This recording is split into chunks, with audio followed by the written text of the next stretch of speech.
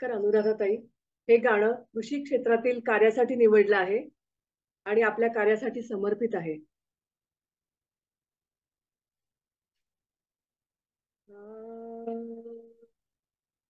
बीज अंकुरे अंकुरे ओल्या मातीच्या कुशीत कसे रुजावे बियाणे माळ राणी खडकात.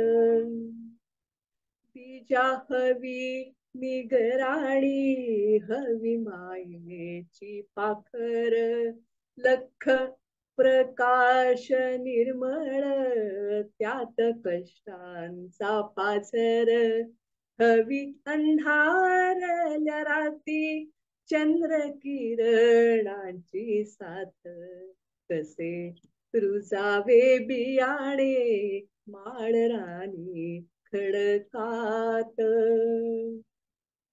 अंकुराचे होता रोप होई रोप त्याचे झाड मुळ्या रोवून रानात उभे राहील हे खोड निळ्या आभाळाच्या खाली प्रकाशाचे गीत गात कसे रुजावे बियाणे माळ राणी खडकात.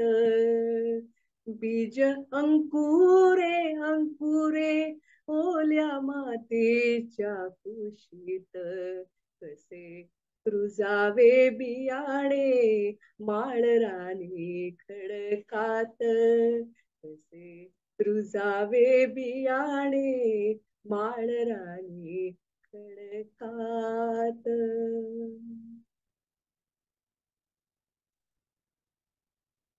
आमच्याकडे ध्यानाबरोबर ज्ञानदानही केले जाते. यात गौतम बुद्ध, आचार्य संत विनोबा भावे, शंकर महाराज, राष्ट्रसंत समर्थ रामदास स्वामी, स्वामी विवेकानंद, माता शारदा आणि आता जवळपास 40 भागातून माता सीतेची अद्भुत कहाणी सीतायनही घेतले गेले. आज आधुनिक युगातील एका सीतेचा परिचय आपल्याच परिवारातील आपले गुरुबंधू श्री गुरुदत्त शेळके करून देणार आहेत. तर या सीतेचं नाव आहे सीता शेळके. गुरुदादा, आपल्याला विनंती करते की 2 मिनिटाची क्लिप आपण दाखवावी. माझं नाव गुरुदत्त शेळके. मी या ध्यान साधनेच्या ग्रुपशी ऋताताई, अनघाताई आणि माझ्या आई उज्ज्वला दरेकर यांच्यामुळे आलो. बरेचसे चांगले अनुभव आले. तर आज स्पेसिफिकली बोलायचं झालं तर रिसेंटली ऋताताई आणि अनघाताईंनी सीतायनाचे एपिसोड्स घेतले होते. त्याच्यावरती आय थिंक 40 दिवस प्रवचन आणि ध्यान असे दोन्ही गोष्टी झालेल्या होत्या. आणि त्यानंतर एक घटना घडली आपल्या भारतामध्ये. वायनाडचं तुम्हाला माहितीच असेल, लँडस्लाईड मोठी झाली. तर त्या लँडस्लाईडमध्ये बरेचसे लोक अजूनही म्हणजे ते रेस्क्यू ऑपरेशन अजूनही चालू आहे. आणि आय थिंक गुरुवारपासनं माझी बहीण मेजर सीता शेळके, जिने चेन्नई मिलिटरी अकॅडमीमधनं ऑफिसर्स ट्रेनिंग अकॅडमीचा कोर्स कंप्लीट करून आर्मी जॉईन केली होती. सध्या ती मेजर बँगलोरमध्ये पोस्टिंग आहे तिचं.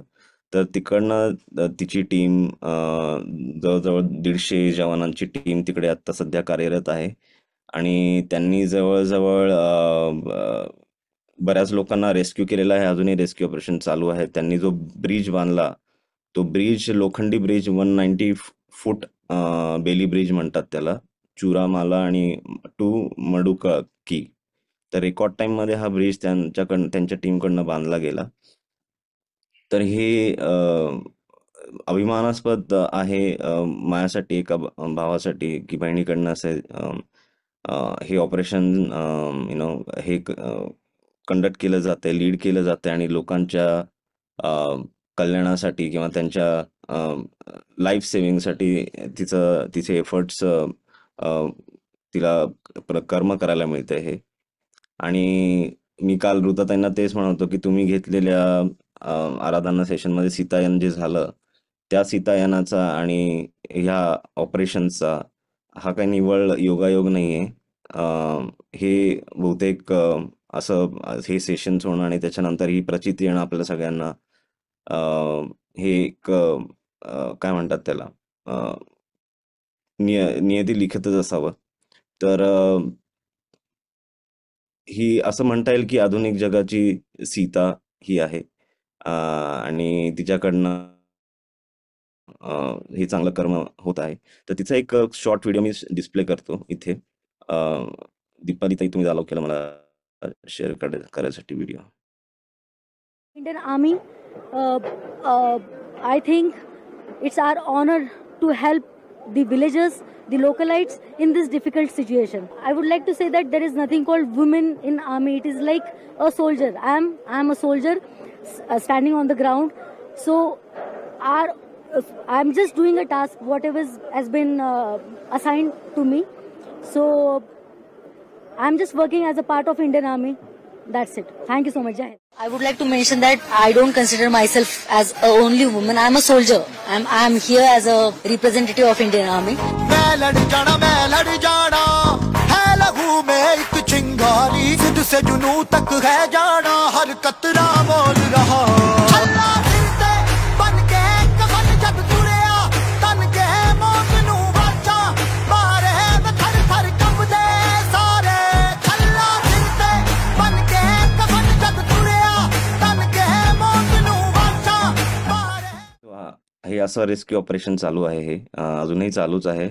पण सुरुवातीचे 2 दिवस म्हणजे आय थिंक 9 संध्याकाळचे 5 वाजल्यापासून ते दुसऱ्या दिवशीचे रात्रीचे काहीतरी 12-12:30 सगळे जवान कार्यरत होते सलग हा ब्रिज उभा करण्यासाठी.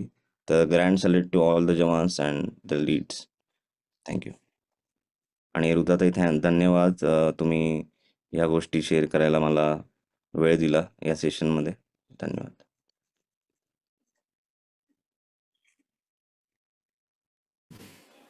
आपण त्यांच्याप्रती कृतज्ञता व्यक्त करूया, धन्यवाद देऊया आणि एक कडक सॅल्यूट त्यांना देऊ.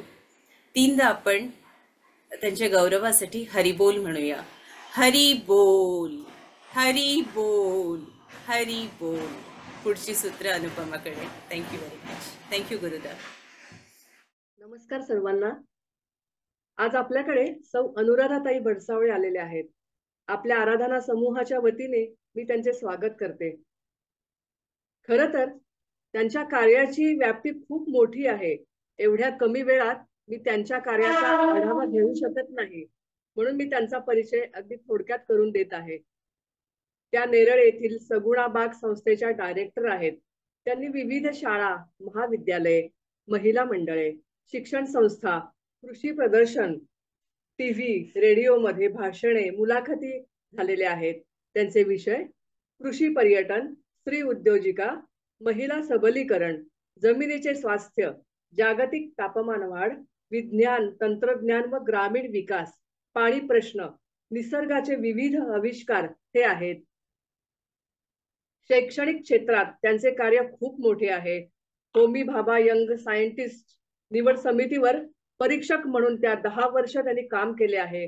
त्यांचे लेख कृषी पर्यटन, ग्रामविकास, आदर्श शेतीचा उत्कृष्ट नमुना, सगुणा बाग, अन्न सुरक्षा व शेतकरी पर्यटन व पर्यावरण, निसर्ग जाणून घेणे, ग्रामीण भागातील पाककृती या विषयावर साप्ताहिक, सकाळ, विवेक, कृषी विवेक, पुढारी, शेतकरी, सिंचन परिषद इत्यादी वृत्तपत्रातून समाज माध्यमावर लेखन केले आहे.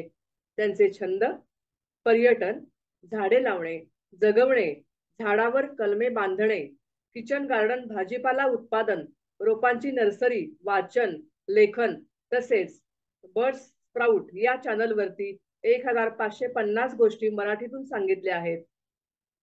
नेरळ येथील अभ्यास वर्गात दासबोध, आत्माराम, मनाचे श्लोक, हरिपाठ इत्यादी निरूपण सुद्धा त्यांनी केले आहे.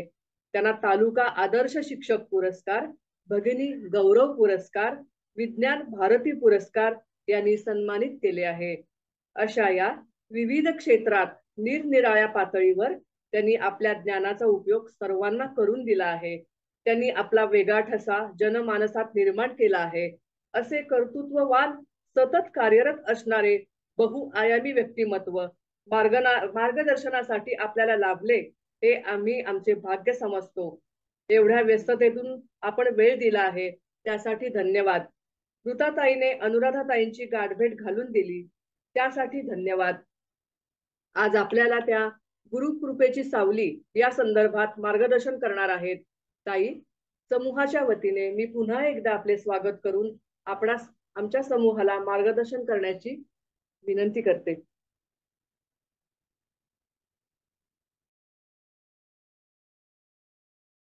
नमस्कार. मला खूप आनंद होतोय की आज ह्या एवढ्या मोठ्या आपल्या समूहावरती ऋताताईंनी मला बोलावलं आणि बोलण्याची संधी प्राप्त करून दिली. गुरुकृपेची सावली आणि मला म्हणजे वैद्यांचं पण विशेष आता जे सीतेविषयी सांगितलं त्यांच्याविषयी खरोखरच विशेष वाटतं की वायनाडच्या सारख्या ठिकाणी जाऊन तिकडे मदत करणं आणि इंडियन आर्मीला त्याचं सगळं क्रेडिट देणं हे तुमच्या बहिणीचं खूप विशेष आहे असं मला वाटतं. आपण ऋताताईंनी सांगितल्याप्रमाणे खरोखर त्यांना 3 सॅल्यूट देऊया. आणखीन आपल्या कार्यक्रमाला सुरुवात करूया. मला अर्धा तास दिलेला आहे, तर ह्याच्यामध्ये मला गुरुकृपेची सावली सुरुवात करत असताना मी माझ्या श्री गुरूंना नमस्कार करते आणि गुरुर ब्रह्मा म्हणू. गुरुर ब्रह्मा गुरुर विष्णू गुरुर्देवो महेश्वरा गुरु साक्षात परब्रह्म तस्मै श्री गुरवे नमः. मला खूप आनंद होतोय की माझ्या श्री गुरूंचा फोटो ऋताताईंनी मागच्या बाजूला लावलाय, त्याच्यामुळे मला आणखीनच असं वाटतं की ते स्वतः माझ्या बरोबर इकडे आहेत. माझं सगळं मी जे बोलणार आहे त्याच्याविषयी काही ते ऐकण्यासाठी ते तिकडे आहेत असं मला असं वाटतं. तर सावली म्हटली, सुरुवात करूया. सावली म्हटली की आपल्याला काय वाटतं की आपण भर दुपारी एखाद्या वृक्षाच्या खाली ज्या वेळेला उभं राहतो त्यावेळेला आपल्याला अगदी आल्हाददायक वाटत असतं, अगदी सुख वाटतं. एवढ्या उन्हातानातनं आल्यानंतर खूप आल्हाद वाटतो आणि शांत होतो. पण ही सावली जी वृक्षाखाली मिळणारी सावली असते, एखाद्या बिल्डिंग खाली सावली मिळते, कुठेतरी सावली, पण ही जी सावली आहे ती कायमची नसते. ती सावली आपल्याला माहितीये की ती सूर्याच्या स्थानानुसार बदलते. सूर्य पूर्वेला असला सावली पश्चिमेला असली सूर्याला सावली जी आहे ती सारखी बदलत राहते. त्याच्याशिवाय दुसरं म्हणजे असं असतं की पावसाळ्यामध्ये सूर्य नसतो, त्यावेळेला सावली मिळण्याचा प्रश्नच येत नाही. कधी तो वृक्ष जो असतो तो उन्मळून पडतो, कधी त्या वृक्षाची पानं सगळी पडून जातात, त्यावेळेला सुद्धा सावलं म्हणजे पानगळ होते, तेव्हा सुद्धा सावली मिळत नाही. परंतु गुरुकृपेची ज्या वेळेला सावली असते त्यावेळेला त्याला ही अशा प्रकारची काहीच बंधनं असत नाही. गुरुकृपेची सावली कधी कमी जास्त होत नाही. तिला स्त्री पुरुष, गरीब श्रीमंत, कोणत्या जातीचा असा सुद्धा काही अडसर नसतो. ती सगळ्यांसारखी कायम समान असते. आणि असं म्हटलं जातं की एकदा का श्री गुरूंनी आपला हात धरला की ते कधी सोडत नाहीत. श्री गुरु शरीराने असोत किंवा नसोत, पण त्यांची ती सावली आपली सतत कायम साथ करत असते. तर आपल्या भक्तापाठी मी एक छोटीशी गोष्ट सांगणार आहे आता, की आपल्या भक्ताच्या पाठी श्री गुरु कसे उभे असतात कायम, म्हणजे की त्यांना किती ते भक्ताच्या सतत पाठी उभे असतात. त्याच्याविषयी एक फार छान गोष्ट समर्थांची आहे, ती मी आता सांगते. की ही गोष्ट आहे समर्थांची. 1557 मधली गोष्ट आहे की त्यावेळेला समर्थ राष्ट्राच्या मुक्तीसाठी आणि शक्ती संचयासाठी म्हणून ते प्रवास करत होते. रामेश्वरच्या यात्रेला गेले होते. ते यात्रेच्या दरम्यानमध्ये ते गेले मिरजेला. तर मिरजेला त्यावेळेला त्यांच्या अगदी अंतरंगातले म्हणजे त्यांच्या अगदी जवळचे जे शिष्य होते जयराम स्वामी वडगावकर, ते त्यावेळेला त्यांचा मुक्काम तिकडे मिरजेला होता आणि त्यांची छान कीर्तनं तिकडे चालली होती. रोज रात्री त्यांची कीर्तनं चालू व्हायची आणि एका वेळच्या कीर्तनामध्ये जयराम स्वामी भक्तीचं महात्म्य जे आहे ते तिकडे सांगत होते. हे भक्तीचं महात्म्य सांगत असताना रात्री खूप गर्दी व्हायची त्यांच्या कीर्तनाला. अर्धातच भरपूर गर्दी होत असे. अतिशय रसाळ कीर्तन ते करत असत. त्यावेळेला त्या विभागाचा जो ठाणेदार, त्याचं नाव होतं दिलेर खान. तो दिलेर खान तिकडून फेरफटका मारत होता. फेरफटका मारत आणि विचारला, अरे क्या चल रहा है, हे सगळं इकडे काय गडबड चालले, काय आवाज चाललाय. खूप माणसं जमा झाली होती, उजेड होता. तर त्याच्याबरोबर जो माणूस आहे तो म्हणला काही नाही, वो जो काफिर है उनका कुछ कीर्तन बिर्तन चल रहा है. तर तो थोडा वेळ थांबला.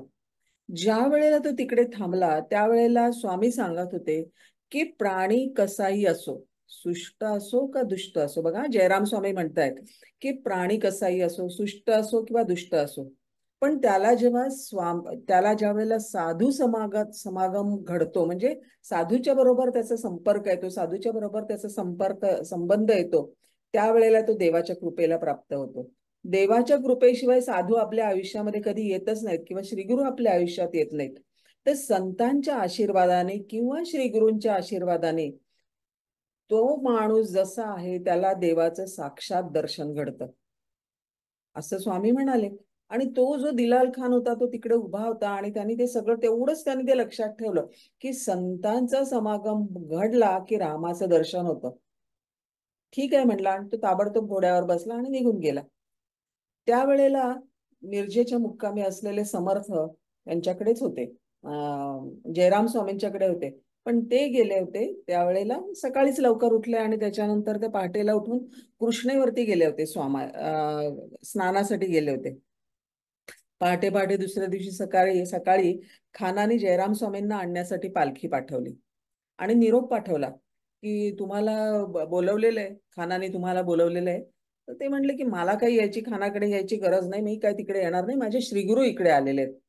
तर बाकीचे सगळे लोक तिकडे जमलेले म्हणले असं चालणार नाही, तुम्ही जर का गेला नाही तर तो तुमच्या मुसक्या बांधून तुम्हाला घेऊन जाईल, त्यामुळे तुम्हाला जाणं अत्यावश्यक आहे. काय करणार, शेवटी जयराम स्वामी जे होते ते त्यांच्या शिष्यांच्या बरोबर खानाकडे अतिशय नाखुशीने गेले. तिकडे गेल्यानंतर दरबारामध्ये बाकीचे सगळे दरबारी वगैरे बसलेले होते. खानाने सांगितलं, तिकडे समोर उभं केलं खानाच्या समोर. तो म्हणला, कल आपने कहा था कि साधु का मिलाप घड़ी भर होने से राम का दर्शन होता है, तो आप साधु है, अभी मुझे राम का दर्शन होना चाहिए. तर मुझे तो जयराम स्वामी एकदम, मी मी तुमची खिदमत करतो, मी तुमच्या बरोबर राहतो, तुम्हाला जे हवं नको ते, पण मला श्रीरामाचं तुमचं दर्शन घडवा. आली का पंचायत. जयराम स्वामी म्हटलं, अहो असं कसं दर्शन होईल एकदम. माझ्या सांगण्याचा बोलण्याचा अर्थ असा होता की साधू सांगतात त्याप्रमाणे वागलं, तेवढं नामस्मरण केलं, एवढं सगळं झालं की त्याच्यानंतर भजन पूजन केली, पूजा अर्चा केली, आराधना केली, साधना केली की त्याच्यानंतर दर्शन होईल. मन शुद्ध राहायला पाहिजे, त्याच्यासाठी निर्मळ राहायला पाहिजे, मग देवाचं दर्शन होतं. खान म्हणलं, ते काय मला माहित नाही, तुम्ही सांगितलं की घडीभर दर्शन झालं की रामाचं दर्शन व्हायला, घडीभर संपर्क घडला की तुम्हाला रामाचं दर्शन व्हायला, तुम्ही मला रामाचं दर्शन घडवून आण. जयराम स्वामी मोठे चिंतित पडले. ते म्हणले, थांबा, माझे श्रीगुरू इकडे आहेत, मी त्यांच्याशी चर्चा करतो. आणि त्यांनी माणूस पाठवला, त्यांचा शिष्य आहे तो समर्थांकडे पाठवला. समर्थांनी ते सगळं ऐकलं आणि त्यांना खरं म्हणजे खूप राग आला की असं आपण, आपल्याला जे सांगत नाही ते, जे जमत नाही ते बोलायचं कशाला. समर्थांचं म्हणजे कसं, जसं आपल्याला बोले तसं चालेल, तसं तसंच्या तसं व्हायला पाहिजे. ते तुम्हाला येत नाही, तुम्हाला जर रामाचं दर्शन घडवता येत नाही तर तुम्ही ते सांगायचं नाही, त्या रीतीने बोलायचं नाही. पण तरी सुद्धा बघा, समर्थांनी जयराम स्वामींचा हात धरलेला होता, त्यांची सावली गुरुकृपेची होती, ते त्या कचेरीमध्ये प्रकट झाले. कुठून समर्थ जे आहेत ते तिकडे कचेरीमध्ये प्रकट झाले.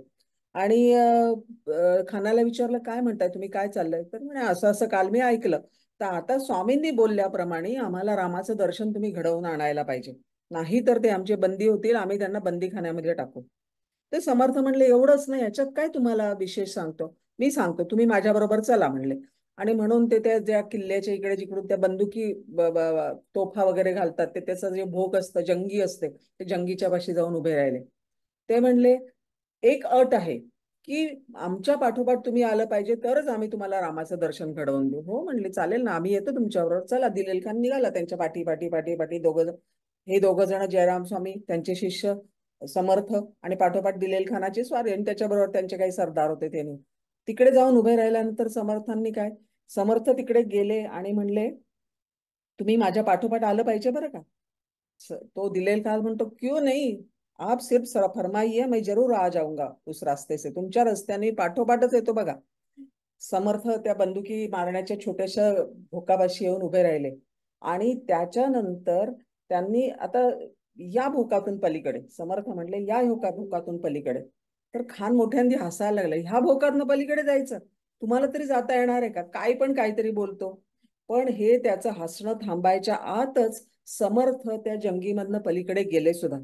आता समर्थ जे होते त्यांना अष्टसिद्धी प्राप्त होत्या, अणिमा सिद्धींनी ते पलीकडच्या बाजूला गेले आणि नुसते गेले नाही, त्यांनी जयरामाला हाक मारली, अरे जयरामा थांबलास काय, ये पलीकडे. त्याने त्याने काही विचार केला नाही, नमस्कार केला, श्री गुरूंना अगदी शरण गेला आणि मग नंतर तो समर्थांच्यामुळे तो पलीकडच्या बाजूला गेला सुद्धा. जयराम भाऊ ते पण, जयराम स्वामी पण पलीकडे गेले आणि समर्थ खानाला म्हणतात, ये आता तू पण पलीकडे ये. खानाने ते पाहिलं आणि तो म्हणला, बापरे, ही काय माणसं आहेत का हैवान आहेत, काय करतायत काय. तो तिथल्या तिथे थरथर थरथर थरथर कापायला लागला आणि त्याच्यानंतर त्यांनी साष्टांग दंडवत घाला. समर्थांना म्हणले की तुम्ही इकडे या, मी नाही येऊ शकत पलीकडे, मला नको श्रीरामाचं दर्शन, तुम्ही या इकडे. समर्थ पलीकडे आले, अलीकडे, आणि मग त्याला म्हणले, तो त्यांच्या पायाशी पडला आणि हमसाहुमशी रडायला लागला. म्हणला तुम्ही मला हिंदू धर्मामध्ये घ्या. समर्थ म्हणले, नाही नाही, धर्मामध्ये वगैरे काही घेणार नाही, तू तुझ्याच धर्मामध्ये राहून तू व्यवस्थित होऊ शकतोस. त्याच्यानंतर तूच स्वतः खुदा हो, म्हणजे तुला सगळं होऊन जाईल. आणि मग नंतर खानाने सांगितलं की तुम्ही इथे राहा कायमचे. ते पण समर्थांनी मान्य केलं नाही. ते म्हणले की मी तुमच्या इकडे मारुतीची स्थापना करतो. आणि मग नंतर तिकडे समर्थांनी सगळ्यात मोठ्या अशा मारुतीची स्थापना केली की जो द्रोणागिरी घेऊन जाणारा असा हा मारुती होता. तर अशा रीतीने समर्थांनी की त्या शिष्याच्या जयराम स्वामींचा शब्द त्यांनी खाली पडू दिला नाही. जयराम स्वामी त्यांचा एकदा हात धरल्यानंतर इतक्या अडचणीच्या प्रसंगी आणि इतक्या अडचणीच्या स्थळी, इतक्या अडचणीच्या वेळी, इतक्या अडचणीच्या प्रसंगी त्यांनी त्याला उचलून पलीकडच्या बाजूला ते घेऊन गेले. त्यांचा शब्द त्यांनी खाली पडू दिला नाही. ही झाली गुरुकृपेची सावली. गुरु कसे आपल्याबरोबर सतत राहतात तो हा भाग आहे. त्याच्यानंतर दुसरं असं आहे की गुरुकृपा जी आहे ही झाली गुरूंकडनं केलेली, त्यांनी गुरुकृपेची सावली आपल्याला मिळाली.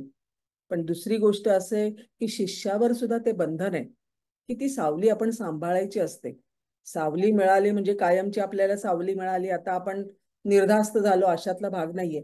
तर शिष्याने सुद्धा ती सावली सांभाळायला लागते. ती 2 पातळ्यांवरती सावली सांभाळायची असते. एक म्हणजे असते ती देह पातळीवर. देह पातळीवर पहिला भाग आहे तो म्हणजे सेवा. आपण श्रीगुरूंची सेवा करता आली तर आपल्याला त्यांच्या निकट जाता येतं.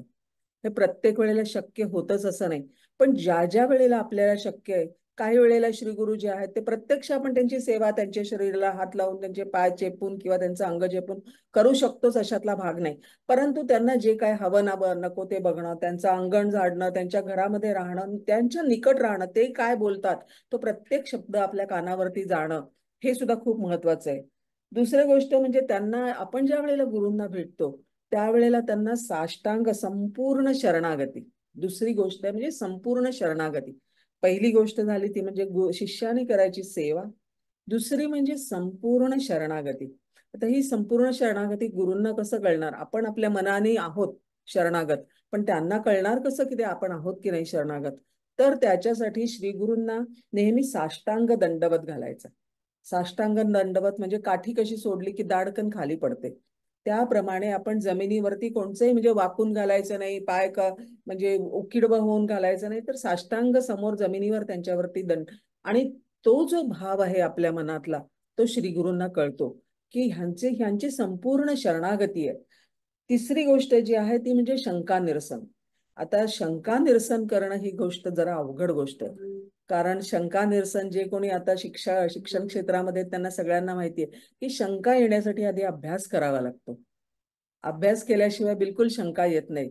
त्यामुळे शंका निरसन ज्या वेळेला श्री गुरूंशी करावं लागतं त्यावेळेला खरी श्री गुरु जे आहेत ते आपली तपासणी करत असतात. आपण कुठपर्यंत आहोत, पाण्यात किती खोलवर आहोत हे त्यांना त्यावेळेला कळतं.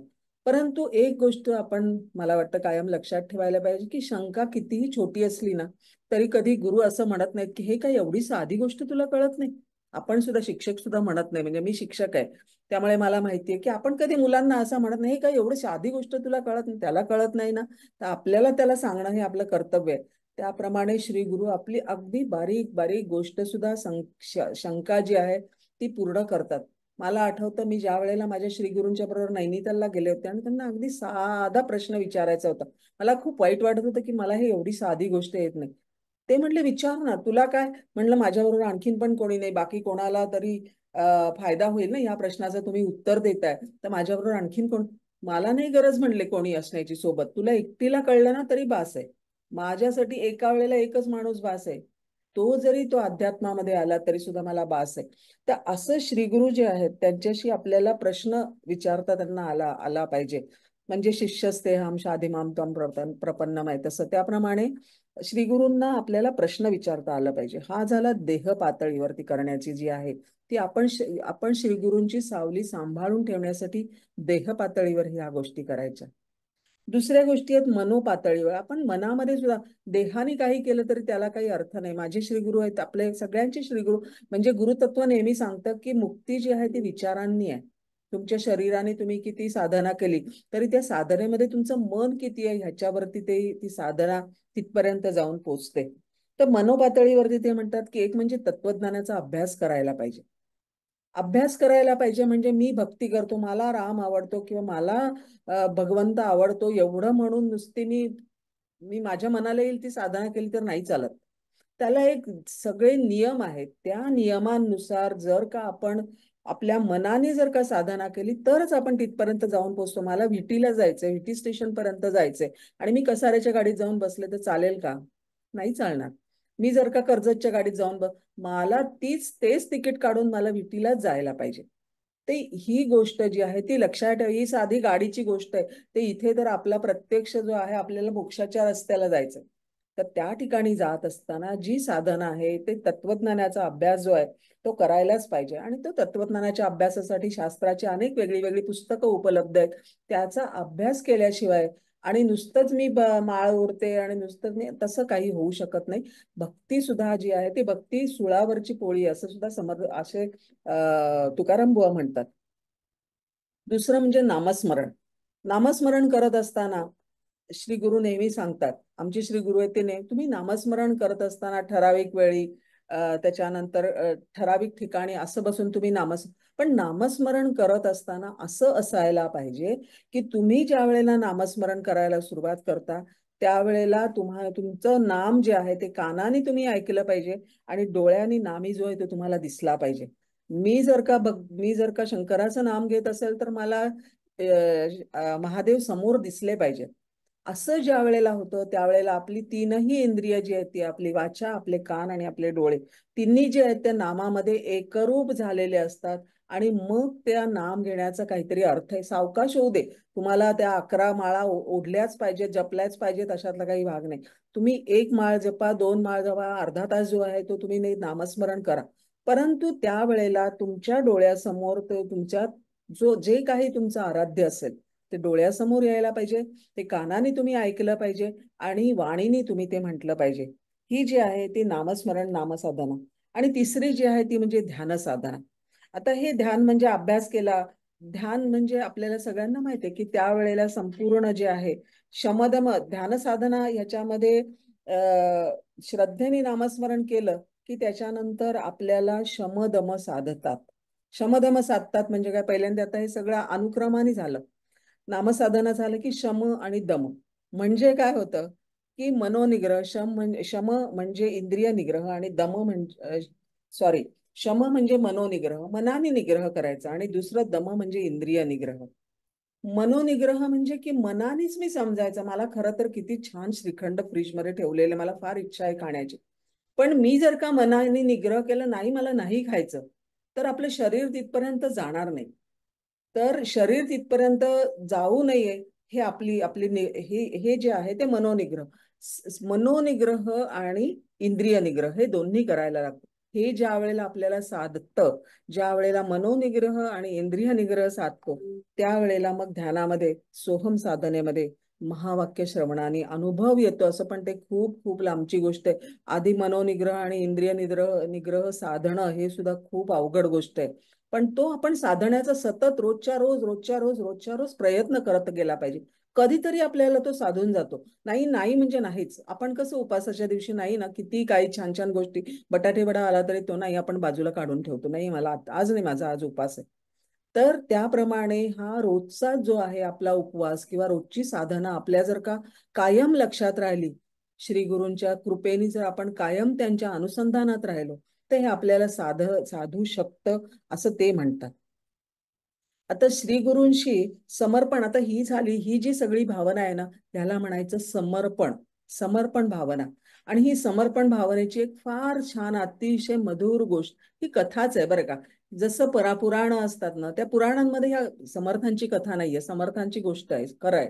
परंतु आता मी जी सांगते ती कथा आहे. पुराणांमध्ये कसं आपल्याला म्हणतात की पुराण जे आहे ते आपल्याला तिथपर्यंत नेऊन सोडतो, तिथपर्यंत इंटरेस्ट आणण्यासाठी, म्हणून ते पुराण आहे, पुराणातल्या कथा आहेत. तशीच ही आता कथा आहे. आणि त्याच्यामध्ये मी तुम्हाला एक कथा सांगते की खूप मला ना गोष्टी सांगायला खूप आवडतात. म्हणजे मी कथा का सांगते, कारण मला स्वतःला गोष्टी आवडतात आणि गोष्टी सांगायला पण आवडतात म्हणून. आणि त्याच्यातनं मग आपण हळूच तिथपर्यंत जाऊन पोहोचू शकतो. तर ही श्रीगुरूंशी श्रीकृपा सांभाळणाऱ्या एक सहजोबाईंची फार छान गोष्ट आहे, फार छान कथा आहे. तर सहजोबाई ह्या एक राजस्थानी संत होत्या. आणि त्या त्या संन्यास घेतलेल्या संन्यासिनी होत्या. तर त्या एकदा त्यांच्या झोपडीच्या दारामध्ये बसल्या होत्या. आणि त्यांच्या भक्तीने, गुरुभक्ती, एवढी प्रचंड गुरुभक्ती की त्यांच्या भक्तीने प्रसन्न होऊन ते साक्षात परमात्मा त्यांच्यासमोर प्रकट झाला. आणि सहजोसमोर प्रकट झाला. तर सहजो बसली होती, तिने बघितलं देवाकडे. आणि देव म्हणला, सहजो मी तुला भेटायला आलोय. ती म्हटली हो. तर म्हणली, मला बघून तुला आनंद नाही का ग झाला? तर ती म्हणली की हो, छान झालं, बरं झालं आलात तुम्ही, पण तुला विशेष आनंद झालेला दिसत नाही. तर ते म्हणलं असं काही नाही. पण तिने विशेष काही केलं नाही. देव आला म्हणून पटकन उठली, त्याच्यासाठी फुलं, त्याच्यासाठी काही त्याच्या आठसण वगैरे काहीच तिने केलं नाही. तर सहजो हात जोडून म्हणली, भगवंता, तू माझ्या जीवनामध्ये आलास आणि मला भेटलास म्हणून माझ्या गरिबावर खरोखरच खूप कृपा केलीस. पण खरं सांगू का, मला तुझ्या दर्शनाची मुळीच आस नाही रे. मला तुला बघायचंच नव्हतं. तुला दर्शनाची, भेट द्यावंस असं मला बिलकुल वाटत नव्हतं. मला तुला भेटण्याची किंवा मला साक्षात्कार होण्याची मला बिलकुल आशा नव्हती. तर तो म्हणला, तुला मला भेटायची इच्छा नाही? भगवंत म्हणले, तुला मला भेटायची इच्छा नाही? तर ती म्हणली की असं काय म्हणता दीनानाथा, तुमची प्राप्ती मला माझ्या श्रीगुरूंमध्येच झालेली आहे ना, आणखीन पुन्हा कशाला तुमची प्राप्ती व्हायला पाहिजे? तर सहजोचा तो प्रेमभाव बघून गुरु इतके प्रसन्न झाले, तो देव इतका प्रसन्न झाला, आनंदी झाला. तो म्हणला, सहज तू मला घरात नाही का ग बोलावणार? तर आणि आतमध्ये नाही यायला सांगणार? त्यावेळेला सहजो म्हणते, असं आहे ना की माझ्या आतमध्ये, माझ्या घरामध्ये फक्त एकच आसन आहे आणि त्या आसनावर माझे श्रीगुरू बसतात. तुम्ही जमिनीवर बसाल का? बघा हा, किती निस्संग आहे ती, अगदी विरक्त आहे, ती संन्याशिनी आहे, तिच्या घरामध्ये दुसरं काही नाही, एक आसन आहे आणि ते श्रीगुरूंसाठी आहे. ती म्हणते की माझ्या घरात एकच आसन आहे. तर भगवंत म्हणतो, त्याचे डोळे भरून आले भगवंताचे तिच्या भक्तीने, गुरुभक्तीने.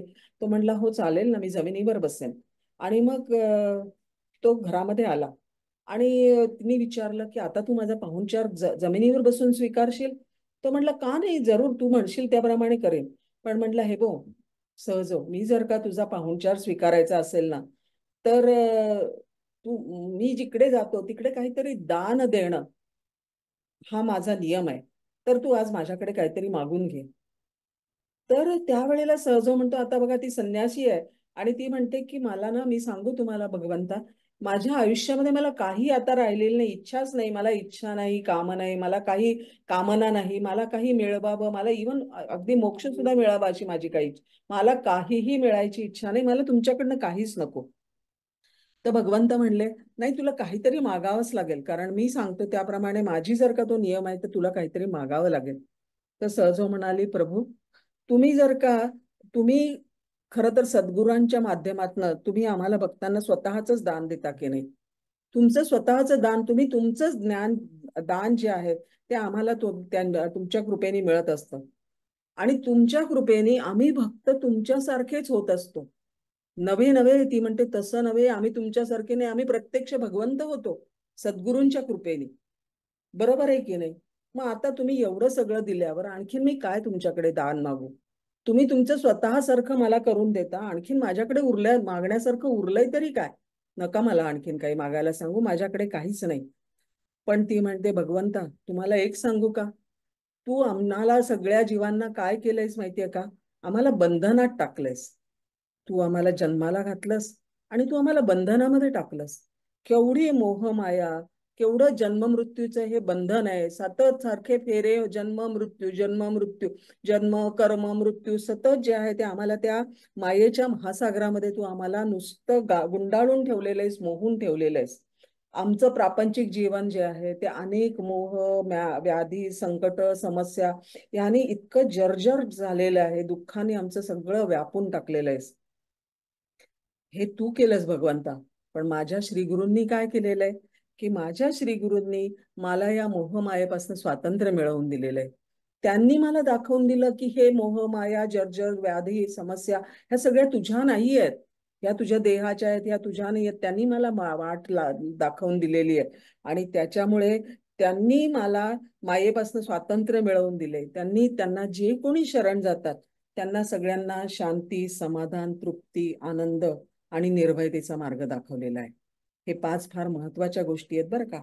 शांती, समाधान, तृप्ती, आनंद आणि निर्भयता. आमचे श्री गुरु नेहमी सांगतात की आपण ज्या वेळेला परमार्थ करतो त्यावेळेला परमार्थाचं ध्येय काय, तर ह्या 5 गोष्टी आपल्याला एक एक गोष्टी प्राप्त करणं फार अवघड आहे. शांती, प्रत्येकाने आपापला विचार करावा, मिळते का शांती आपल्याला? किती विचार करून सुद्धा विचारांनी शांती मिळत नाही. व्याधी आपल्यावर शांती मिळतं का? समाधान मिळतं का? आपल्याला नाही मिळत समाधान. एक झालं की दुसरं समाधान आपल्याला कधी मिळत नाही. तृप्तीचा आनंद आपण किती उपभोगतो. एक तृप्त झालं, एक आपल्याला वस्तू मिळाली, नवीन गाडी घेतली तर नवीन त्याच्याहून नवीन मॉडेल आलं की अजून आवाज असतं. तृप्तीचा आनंद आपल्याला मिळत नाही. आनंद कायम सतत आपण आनंदामध्ये, आनंदाचे डोही आनंद, असं नाही आपली कधी परिस्थिती असत. आणि निर्भयता, भय तर आपलं भयंकर व्यापलेले, माणसाचं आयुष्य हे भयाने व्यापलेलं आहे. सारखं आपल्याला भय आहे म्हणून आपण कुलूप लावतो, आपल्याला भय आहे म्हणून शिकतो, आपल्याला भय आहे म्हणून आपण संसार करतो, आपल्याला भय आहे म्हणून आपण घरामध्ये राहतो. हे जे भय आहे त्या भयाने आपल्याला भयंकर व्यापून टाकलेलं आहे. तर अशा हे सगळ्या 5 गोष्टी ज्या आहेत ना, भगवंता तू आम्हाला ह्या सगळ्या 5 गोष्टी, तू आम्हाला ह्या सगळ्या व्याधींमध्ये, संकटांमध्ये, समस्यांमध्ये, मोहामध्ये घातलेलं आहेस. परंतु माझ्या श्रीगुरूंनी ह्यातनं आम्हाला मार्ग दाखवलेला आहे, म्हणून श्रीगुरु माझ्यासाठी जास्त श्रेष्ठ आहेत. तर भगवान स्मितहास्य म्हणाले, सहजो ठीक आहे, मी आज तुला काही दान देऊ शकत नाही, तर माझ्याकडनं आज काहीतरी सेवा तरी घे तू. भगवंत म्हणतायत बघा, सहजोला म्हणतायत तू माझ्याकडला मला काहीतरी सेवेची संधी दे. त्यावेळेला सहजो म्हणते, भगवंता आज माझ्याकडे माझे श्रीगुरु येणार आहेत, तू त्यांच्या मागे त्यांना वारा घालशील का? भगवंताला ती म्हणते की माझ्या गुरूंना तू वारा घालशील का? आणि गुरु म्हणतात हो. श्रीगुरु तिचे येतात, चरणदास त्यांचं संत चरणदास हे त्यांचे गुरु आहेत. आणि ते गुरु त्यांच्या ह्याच्यावरती, त्यांच्या आसनावर बसल्यावर भगवंतांनी त्याच्यावरती छत्र चामर जे आहे ते त्यांनी जे काय आहे त्याचं सगळ्याचं धरलं होतं आणि त्यांना वारा घातला होता. अशी एक ज्यांनी लिहिली त्यांनी ही कथा किती सुंदर लिहिलेली आहे बघा. ज्यांनी कोणी लिहिले तसं माझं असावं. श्रीगुरूंवरती माझे श्रीगुरु म्हणतात की कधी तुम्हाला भगवंताचा साक्षात्कार किंवा तो दिसणार नाही, कारण ती एक कल्पना आहे, आपल्या माणसाने ती केलेली कल्पना आहे. ब्रह्मा, विष्णू, महेश ते आपण कल्पून केलेलं आहे. आपले कोणी ऋषी मुनी त्यांनी सगळ्यांनी किंवा ध्यानामध्ये जे काही त्यांना दिसलं ती कल्पना, आपल्याला ते कधी दिसणार नाही. तुमच्यासाठी, माझ्यासाठी कलियुगामध्ये आपले गुरु हेच आपले सगळे आहेत, तोच आपला देव आहे. आणि त्याच्याच पायावर आपण जे आहे ते सगळं त्याच्या पायावर आपण आपली निष्ठा घालणं आवश्यक आहे. 9:05 झाली, थोडा उशीर झाला. तर हे जे आहे हे जे आहे ते श्री गुरूंपाशी समर्पण जे आहे ते असं आपण करायला पाहिजे. आणि ह्या सहजोबाईंनी 85 दोह्यांचा संग्रह लिहिलेला आहे, तो फार प्रसिद्ध आहे. माझी आजची सेवा जी आहे ती ह्या ठिकाणी दिलेली आहे. आणखीन श्री गुरूंच्या कृपेने मला इथे बोलायची संधी मिळाली, मला संधी प्राप्त करून दिली ऋताताईंनी, आणि आपण सगळेजण इथे आलात त्याच्याबद्दल मी आभार मानते. धन्यवाद.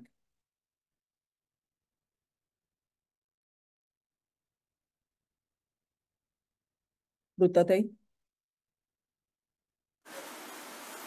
ताई, अप्रतिम सुंदर बोललात, अगदी उठवत्या वाणीत, आणि आम्ही स्वतःला विसरून गेलो होतो आता की आम्हाला पुढे काय. खूप सुंदर बोललात ताई, आणि त्या गोष्टी तुम्ही इतक्या छान सांगितल्या की असं वाटलं हे सेशन इथे थांबूच नाही. तुम्हाला पुन्हा आम्ही विनंती करू, एकदा नक्की या. जरूर जरूर जरूर. मला पण खूप आनंद झाला आणि माझ्या श्रीगुरूंविषयी खरं तर मी काही बोलले नाही, मधनं बोलले, परंतु परत कधीतरी ज्या वेळेला संधी मिळेल त्यावेळेला जरूर बोलू. पण बोलत असताना गोष्टी सांगणं हा माझा सहज धर्म आहे. त्याला काही माझे श्रीगुरू म्हणले बोल बोल मग गोष्टी सांगत का होईना पण बोल. डोळ्यात इतकं पाणी आलंय की आता तुमच्याशी संवाद साधू कायच बोलू असं मला झालंय. असं धन्यवाद आधी आपण ताईंना देऊया आणि ममता, आणि नंतर आपण ध्यानाचं सेशन सुरू करूया. सगळ्यांना विनंती करते की सगळ्यांना ध्यानाला बसायचंय. आज काका, आपण काका म्हणतो ना, हो, श्रीगुरूंना काका म्हणतो. तर ममता. नमस्कार हुताताई. नमस्कार अनुराधाताई. आमच्या अनुराधा ग्रुप स्पॉटलाइट करा ममता. ताई मला की त्यांना झालं मला झालं. नमस्कार सर्व साधकांना. नमस्कार अनुराधाताईंना स्पेशली. खूप सुंदर पद्धतीने तुम्ही गुरुकृपेची सावली आमच्या समोर सादर केलीत. म्हणजे अगदी लहान मुलांना जशा गोष्टी सांगतात तशा आम्हालाही गोष्टी सांगून, गोड गोड गोष्टी सांगून आम्हाला तुम्ही गुरुकृपेची सावली सांगितलीत. दोन्ही गोष्टींचा अर्थ पण खूप सुंदर होता. पहिल्या गोष्टीमध्ये आम्हाला सांगितलं की गुरुवर फक्त निस्वार्थी विश्वास ठेवा, ते आपल्याला बरोबर मार्गाला कुठे ना कुठे व्यवस्थित पोहोचवतील, कधीच पडू देणार नाही. आपलं चुकलं तरी सांभाळतील, आपलं नाही, आपण कुठेही अडकलो तरी सुद्धा ते आपल्याला सांभाळतील. आणि देहाने आणि मनाने अगदी दोन्ही पातळीवर आपण गुरुची जर स्वाधीन झालो तर आपलं आयुष्य खूपच सुखकारक होईल. त्याच्यासाठी कुठली दुसरी गोष्ट जी तुम्ही सांगितली की निस्वार्थी गुरुवर प्रेम करावं, हेही खूप सुंदर पद्धतीने तुम्ही आम्हाला एक्सप्लेन केलं. अतिशय सुंदर. म्हणजे ह्या छोट्या छोट्या गोष्टी सांगून सुद्धा आपण मुलांना आपल्या गुरुकडे कसं जावं हे सांगायला आमच्यासारख्या लोकांसाठी खूप इझी करून दिलं. यासाठी खूप खूप धन्यवाद.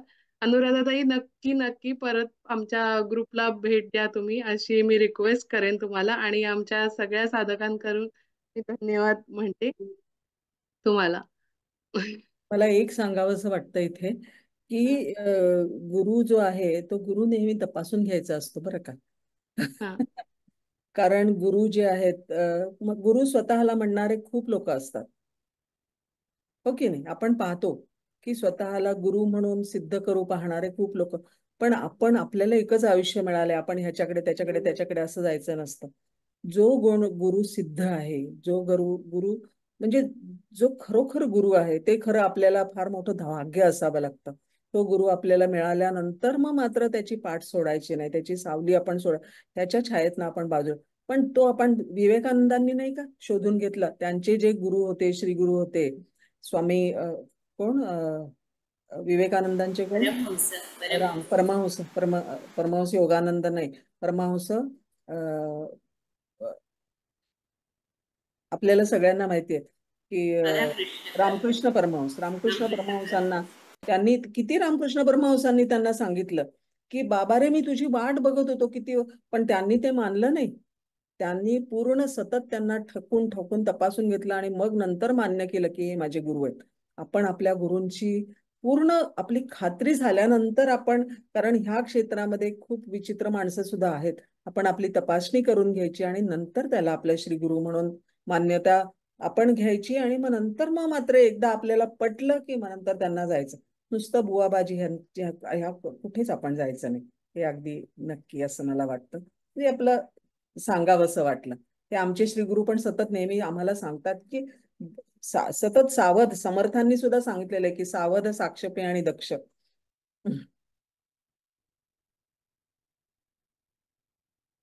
खूप सुंदर अनुराधाताई.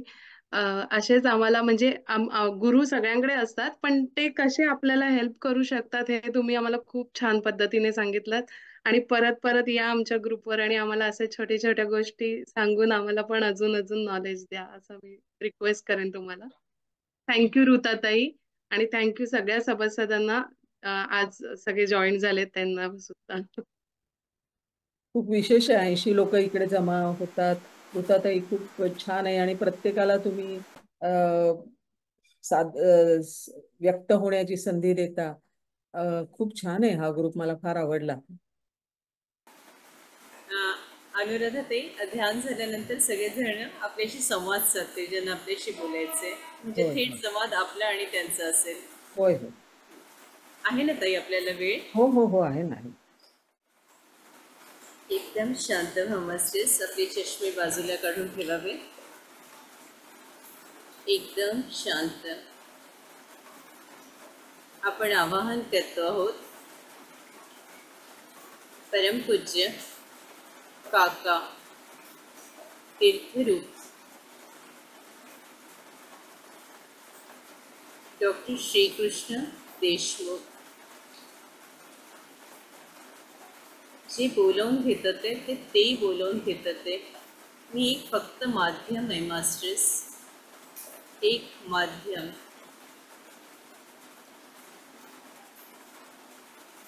संपूर्ण गुरुतत्व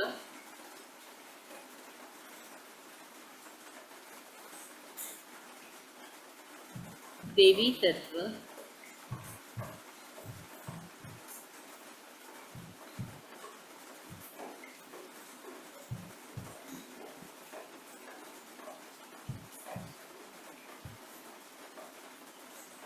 श्रीराम आणि माता सीता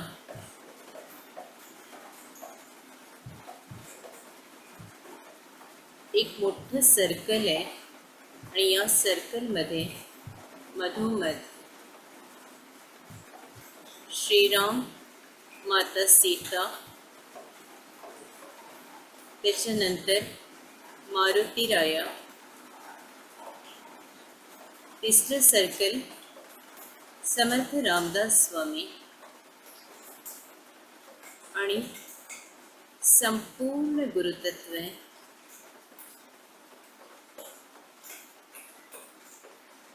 चौथ्या सर्कलमध्ये आपण बसलेलो आहोत एकमेकांचा हात पकडून.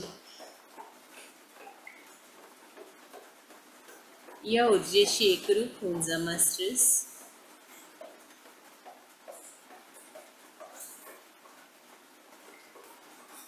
सर्वप्रथम आपल्या आईवडिलांना दंडवत प्रणाम.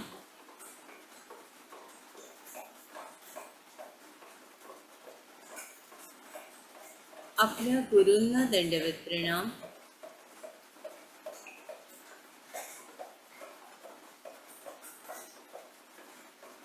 प्रभू श्रीराम आणि माता सीतेला दंडवत प्रणाम.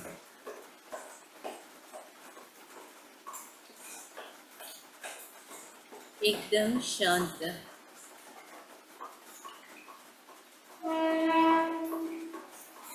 मास्टर्स,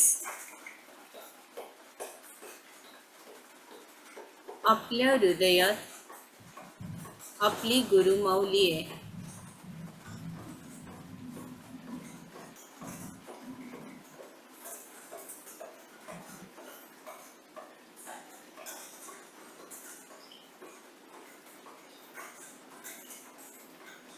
या क्षणी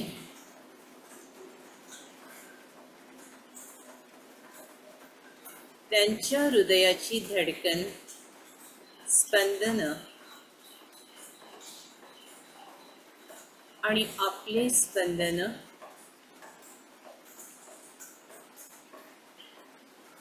एक झाले आहेत.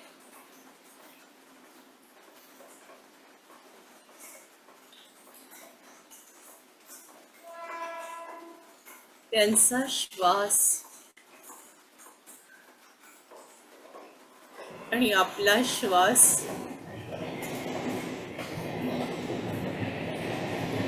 हा एक आहे.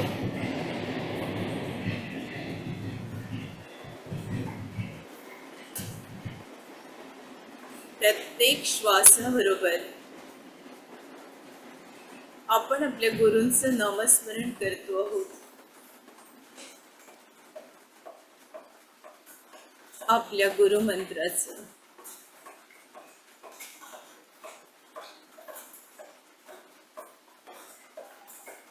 पूर्णपणे जोडलो आहोत आपण.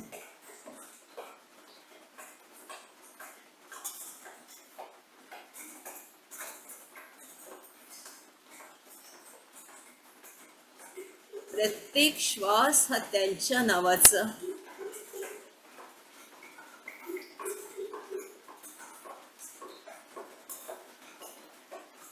आपल्या हृदयात आपली गुरुमाऊली.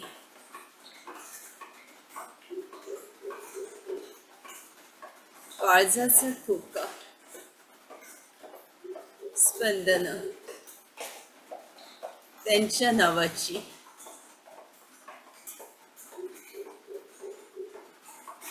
डोळ्यात त्यांची प्रतिमा.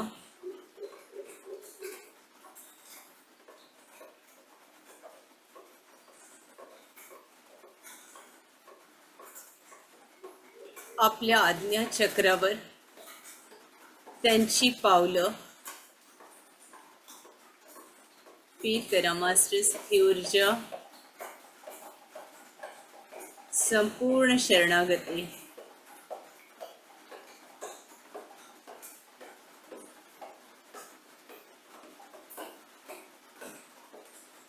आपल्या गुरुदेवांच्या उजव्या पायाच्या अंगठ्यावर आपलं आज्ञाचक्र आपण ठेवलेलं आहे.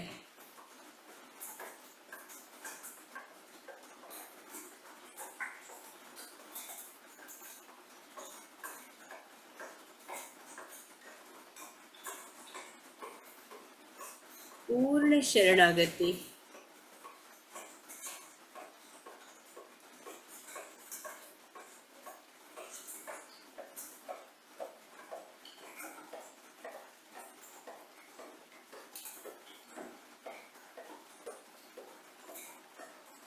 आपल्या डोळ्यातनं आसव उघळतात त्यांच्या पावलांवर.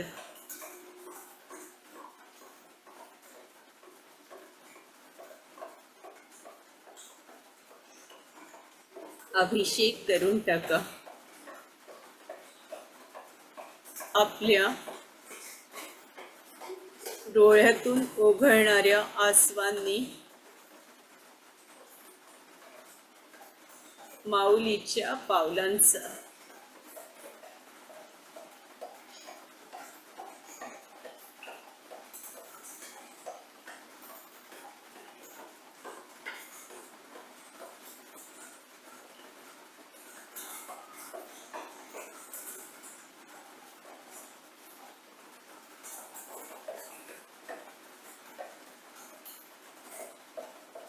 त्यांना आवडतात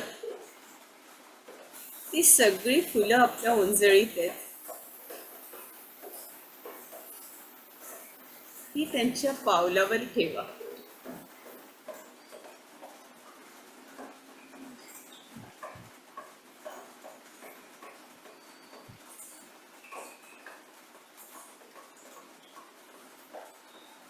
त्यांना आवडतो तो प्रसाद त्यांच्या हातात द्या.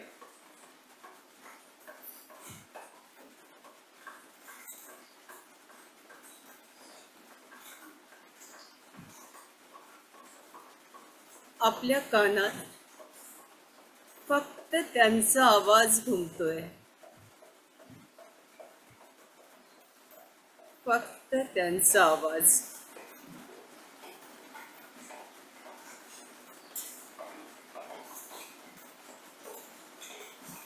पूर्ण शरणागती मास्टर्स.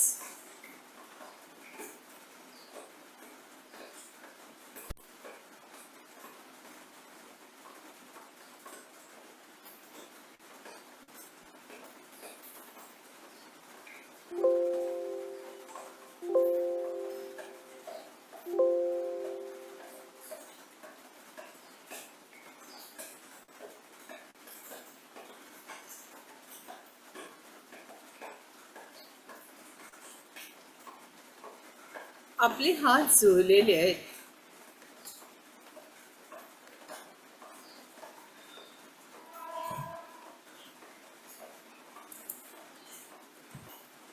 आणि आपण आपल्या डोळ्यांनी त्यांचं रूप बघतो आहोत.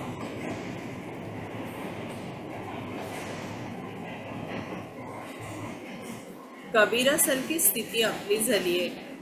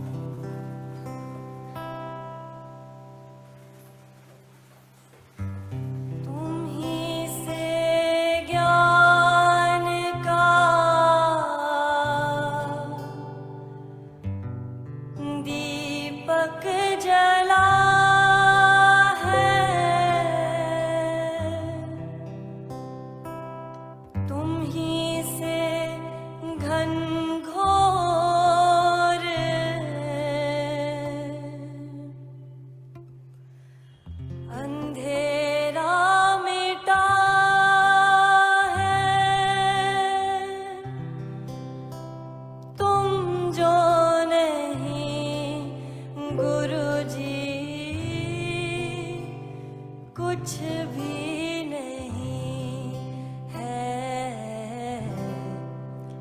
हमें रास्तों की जरूरत नहीं है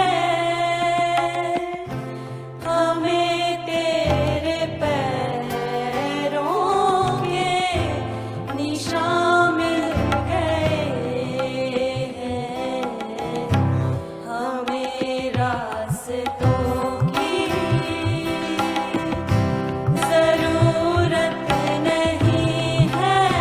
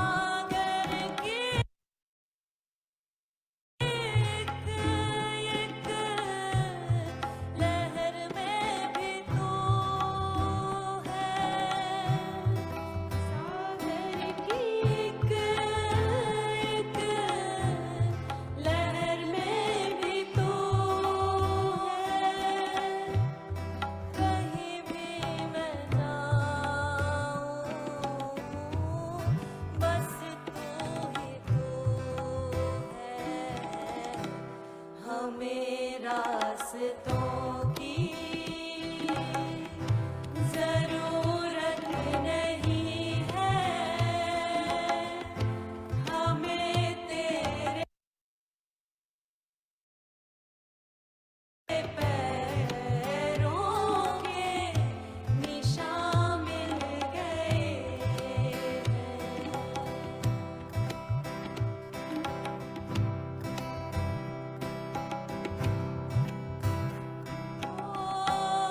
जन जन की सेवा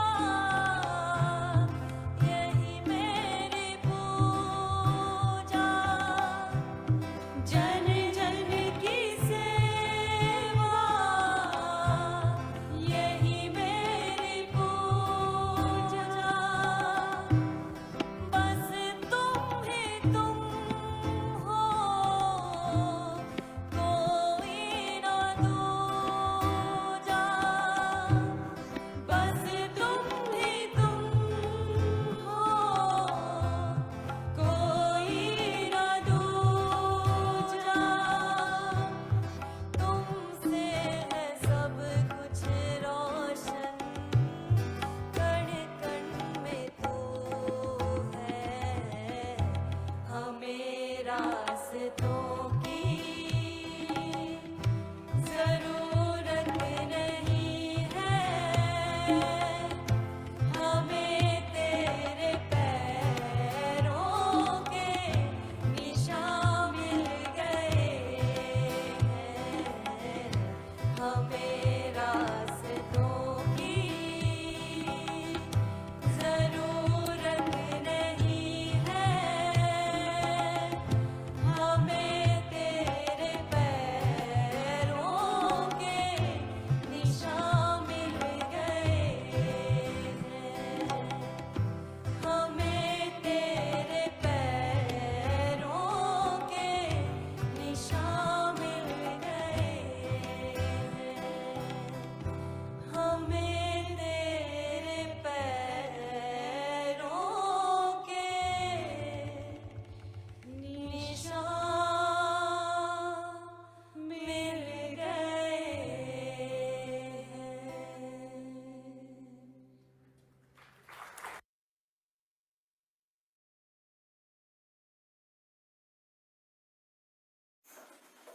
मास्टर्स, आपल्या गुरूंचा हार आपल्या ब्रह्मरंध्रावर म्हणजेच डोक्यावर आहे.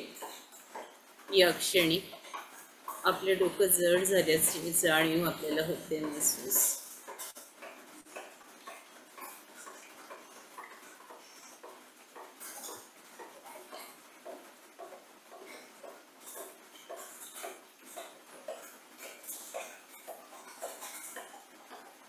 मुझे रास्तों की ज़रूरत नहीं है मुझे तेरे पैरों के निशान मिल गए हैं.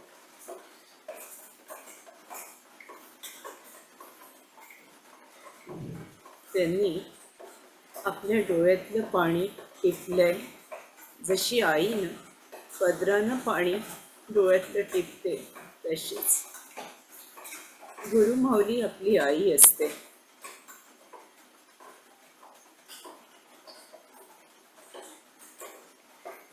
आणि एक घट्ट मिठी तिनं आपल्या बाळाला मारली आहे. पूर्णपणे आपण आपल्या गुरूंच्या मिठीत आहोत.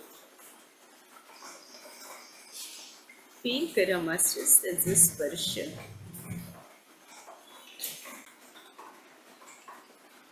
पुन्हा एकदा त्यांच्या चरणावर दंडवत प्रणाम. ज्यांना आपण आवाहन केलं होतं ते परमपूज्य काका डॉक्टर श्रीकृष्ण देशमुख, संपूर्ण गुरुतत्व,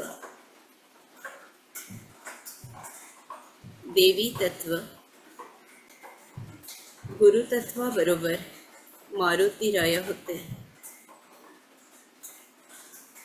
त्याच पंक्तीला समर्थ रामदास स्वामी होते. सूर्यनारायण भगवान, श्रीराम आणि माता सीता या सगळ्यांना या समूहाच्या वतीनं दंडवत प्रणाम करते आणि रजा मागते. मास्टर्स, आपले दोन्ही हात आपल्या सुंदर डोळ्यांवर. 5 4 3 2 1 0. या विश्वाला आशीर्वाद द्या. या विश्वाचं कल्याण होतंय. या विश्वात सगळे ध्यानी, ज्ञानी आणि शाकाहारी आहेत. इथले शेतकरी, शेतमजूर, कामगार, कारागीर, सैनिक, इथल्या स्त्रिया, मुली, गाई, वासरं, पशु, पक्षी, आमची धरणी माता सगळे सुरक्षित आहेत, आनंदित आहेत. कल्याणमस्तु, कल्याणमस्तु, कल्याणमस्तु. आम्ही सगळे सुरक्षित आहोत. आपले दोन्ही हात आपल्या ब्रह्मरंध्रावर. तथास्तु, तथास्तु, तथास्तु. दंडवत प्रणाम अनुराधाताई. आता थेट संवाद आपला आणि आपल्या बहीण भावंडांचा. ज्यांना बोलायचंय त्यांनी कृपा करून हँड रेज करावं आणि बोलावं. मी इथून माझा ऑडिओ बंद करते. हॅलो, मी वृंदा कुलकर्णी बोलते. हा बोला ताई. नमस्कार. आम्हा उभयतांना श्रीकृष्ण देशमुखांचाच अनुग्रह लाभलाय. मी कोल्हापूरहून बोलते, हा वृंदा हा. कुलकर्णी. अरे वा. आज ध्यान साधनेचं सार्थक झाल्यासारखं वाटतंय. मी 2 वर्ष ऋताताईंच्या ह्याच्यामध्ये आहे. ह्या म्हणजे तुम्ही गुरु भगिनी, आपण गुरु भगिनी आहोत. हो हो हो, खूप तुम्हाला भेटून आनंद वाटला मला. आणि आज योगायोग म्हणजे माझेच गुरु, तुमच्या तोंडातून मला गुरूंची कृपा सावली ऐकायला मिळाली. खूप धन्यवाद. ऋताताईंना पण धन्यवाद. Thank you very much. परत एकदा तुम्हाला ऐकायला खूप आवडेल. अगदी. अच्छा, आपण कुठे असता? नेरळला. नेरळ. ते म्हणजे मुडशिंगीत श्रीकृष्ण देशमुख, आमच्या कोल्हापूर जवळ. हा हा, मुडशिंगीला राहतात ते. त्यांचा सव्यसाची बंगल्याचं नाव आहे. हो हो हो. आम्हाला कोल्हापूरमध्ये त्यांचं दर्शन झालं आणि त्यांनी आपण आम्हाला अनुग्रह दिला उभयताना. हो हो, फार छान. स्वामी स्वरूपानंदांची पण मी अनुग्रहित आहे. अरे वा. बाबतला पण जातो आम्ही कायम. हा हा हा. त्यामुळे खूप आनंद वाटला. एकदम खूप छान छान. तुम्हाला भेटून. खूप छान. धन्यवाद. हो, धन्यवाद. धन्यवाद. मुरगुड. हा, मुरगुड कोल्हापूर जवळ आहे. हो, मुरगुड. हो हो. प्राचीताई बोल. नमस्कार अनुराधाताई. हा, नमस्कार. मी प्राची गद्रे बोलते. नमस्कार. आपण आज जी काही गुरूंची महती सांगितली आणि ती जी गोष्ट रूपात सांगितली, खरोखर त्यांची सावली आपल्याबरोबर नेहमीच असते. आणि म्हणजे खूप खूप छान वाटलं. आपल्या गुरु संदर्भात आपल्या त्यांच्याबरोबरती आलेल्या सहवासातले अनेक क्षण तुम्ही डोळ्यांसमोर उभे केले. त्यांनी सांगितलेल्या अनेक गोष्टी तुम्ही उभ्या केल्या. मला एक फक्त तुम्हाला असं विचारायचंय, तुम्ही जो समर्थांनी मारुती स्थापित केला मिरजेजवळ द्रोणागिरी पर्वत उभा हो. केलेला, तो कुठे आहे एक्झॅक्टली? म्हणजे कधी योग आला तर दर्शन घेण्याची इच्छा आहे त्याची. मी सांगते. हा संदर्भ आहे ना, ते मृणालिनी जोशी मला वाटतं, त्यांनी वेण्णास्वामी नावाचं एक पुस्तक लिहिलंय. त्याच्यामध्ये हा प्रसंग त्यांनी दिलेला आहे. तो तर मारुती म्हणजे आपण केलाय माहितीये का आपल्याला? म्हणजे जर कधी कोल्हापूर त्या साईडला, मिरजे मला साईडला मला माहिती नाही, मी दर्शन घेतलं नाही. मी हे वाचलेलं त्याप्रमाणे सांगितलंय. पण मी बरोबर. ऋताताईंकडे जरूर, मला त्याचा मी तो संदर्भ शोधून काढीन आणि ऋताताईंकडे ते सांगेन. नक्की नक्की नक्की सांगेन. मोठा मोठा तो असा द्रोणागिरी घेतलेला मोठाच्या मोठा गणपती आहे. हा आहे तो, मारुती आहे. खूप छान होतं तुमचं विवेचन, खूपच छान. ऋताताई, आजचं ध्यान पण खूप सुंदर. डोळ्यातून झरझर झरझर पाणी वाहत होतं आणि मानस पूजा झाली आज परत गुरूंची एकदा. खूप धन्यवाद तुम्हा दोघींचे पण. खूप खूप प्रणाम, साष्टांग प्रणाम तुम्हाला. सुषमाताई बोला. नमस्ते अनुराधाताई. नमस्कार. गुरुकृपेची सावली कशी लाभावी त्यासाठी गुरूंच्या प्रती शिष्याची सेवाभाव कसा असावा हे तर आम्हाला तुमच्या याच्यातून उलगडत गेलं की शिष्याने देह पातळीवर मनोमय पातळीवर गुरूंशी अनुसंधान साधावं, गुरूंच्या पायावर आपली निष्ठा घातली पाहिजे, समर्पण भाव आला पाहिजे आणि गुरुकृपेमुळेच आपल्याला परमेश्वराचं दान मिळतं. हे सहजबाईंच्या गोष्टी रूपाने तुम्ही मला छान सांगितलं, त्यामुळे खूप खूप धन्यवाद. आणि सतत गुरु कृपेची सावली लाभावी त्यासाठी प्रार्थना करते, जे ताईंनी आम्हाला ध्यानातून करून घेतलं आता, की बस तू ही मेरा तू ही सब कुछ. ही जी धन्यवाद आता ताई. ताईंनी जे ध्यान घेतलं त्याच्यामधली ती हं. जी तळमळ आहे ना, समर्थ म्हणतात तसं तळमळ तळमळ होतची आहे, तसं ती त्याच्यातनं जाणवली. मला खूप ऋता त्यांना सांगावंसं वाटतं की अं, मनाने त्याच्यामध्ये एकरूप होणं जमलं.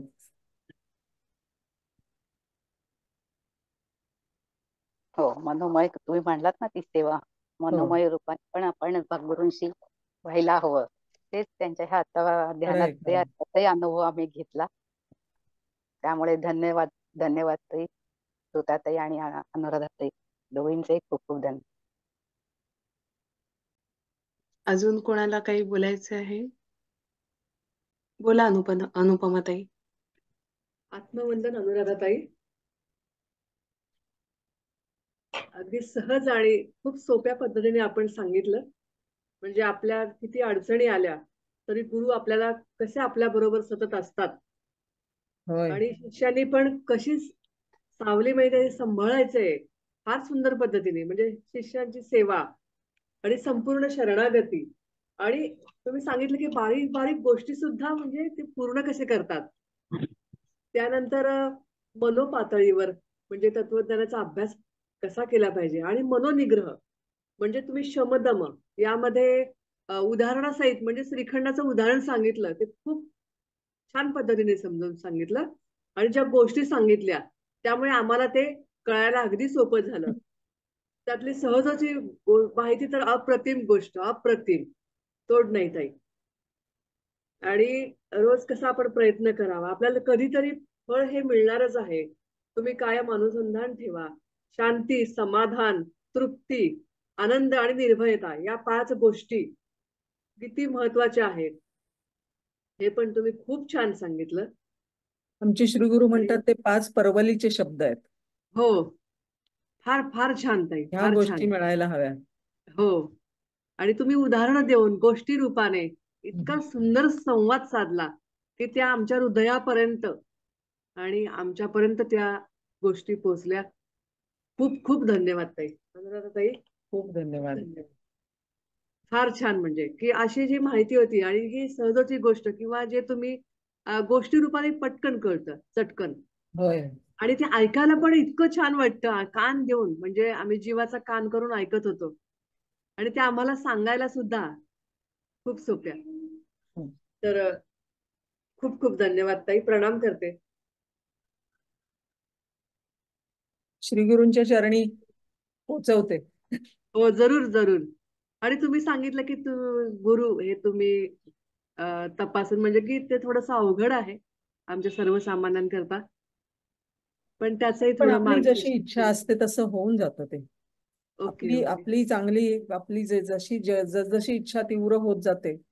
मी माझे गुरु शोधण्यासाठी खूप प्रयत्न केले, अनेक ठिकाणी गेले, अनेक ठिकाणी पाहिलं, मग ते बुद्धीला मी विचारून घेतलं, ठाकून ठोकून घेतलं आणि मग त्याच्यानंतर म्हणजे माझ्या बाबतीत मी तसं केलं. मी असं पहिला आला आणि त्याला गुरु केला असं नाही झालं. हो हो. असं पण मग नंतर एकदम शांत होतं. कधी कधी की काय आपण गुरुकडनं अपेक्षा करायची आणि त्यांनी आपल्याकडनं काय करून घ्यायचं हे आपलं कसं असतं की आपल्याला ते नुसती भक्ती नाही चालत. नुसतं म्हणजे त्याला नुसतं मनाने मला असं असं वाटतंय तसं नाही असतं ते. त्याला ते शिस्त पाहिजे, त्याला ते नियम पाहिजे, त्याला ते एक एक दृष्टी पाहिजे आणि त्या सगळ्या त्या ह्याच्यावर तोलून मापून मग नंतर ते गुरु जेव्हा आपण घेतो ना, आपल्याला पण समाधान होतं की आपण कुठेतरी व्याभरे इकडे पावणा करत नाही, हे आपल्याला समाधान जे होतं. आणि ते खरंच असं मला वाटतं, म्हणजे आम्हाला नेहमी आमचे गुरु पण सांगतात की प्रत्येक गोष्ट जी आहे ती डोळसपणाने करावी, आंधळी भक्ती कधी करू नये. बरोबर आहे. तर ते डोळसपणा आपण ठेवणं, सावध साक्षेपी आणि दक्ष, तर या तात्काळची मोक्ष असं समर्थ म्हणतात. तसं ते सावध साक्षेपी कायम आपल्या आयुष्यात असायला पाहिजे. इतके लोक फसवायला बसलेले असतात. खरं आहे ताई. तुम्ही गाडीचं उदाहरण पण खूप छान सांगितलं. अगदी सहज सोप्या उदाहरणामधून ते आमच्या पखल बसलं. हो म्हणजे आम्हाला कळलं हे हो ना, खरंच काय आहे ते. खरं खूप आहे. छान ताई. खूप छान सांगितलं. पुन्हा या, जरूर या. पुन्हा पुन्हा या. आग्रहाची विनंती, ताई नम्रतेची म्हणतील विनंती. त्याप्रमाणे. हो. चालेल. ओके. तुमचं हे खूप छान आहे हा, आवाज, आणि तुमचं ही सेवा खूप छान आहे.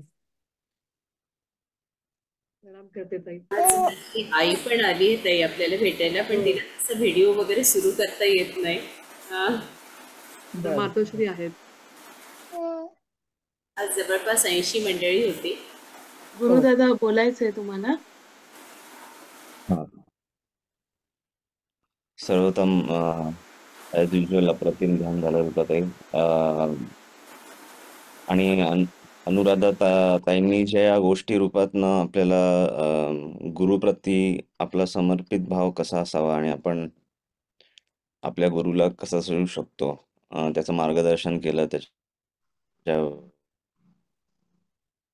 बऱ्याचशा नवीन गोष्टी कळाल्या. माझा असा अनुभव आहे की कधी कधी काय होतं की आपण अनुराधाताई म्हटलं की गुरु सानिध्यात असणं हे किती महत्वाचं आहे, गुरुचं सानिध्य मिळणं आपल्याला किती महत्वाचं आहे. तर कधी कधी काय होतं, बऱ्याच जणांचं होतही असेल की गुरुचं सानिध्य मिळणं प्रत्यक्षात थोडं अवघड असतं. होऊ बरोबर. शकतं तुमचे गुरु आणि तुम्ही एकाच ठिकाणी किंवा एकाच ह्याच्यात नाही आहात. पण माझं असं हे माझे असे भाव असतात पर्सनली की आता मी सद्गुरू शंकर महाराजांना आपले गुरु मानतो. मी त्यांना मानायच्या ऐवजी त्यांनीच आय हात आय थिंक धरून. या ग्रुपमध्ये बऱ्याच जणांना माहिती आहे की त्यांनीच जसं काय मला शोधून शिष्य केल्यासारखं. तर पण ते आता जवळ नाही येत माझ्या,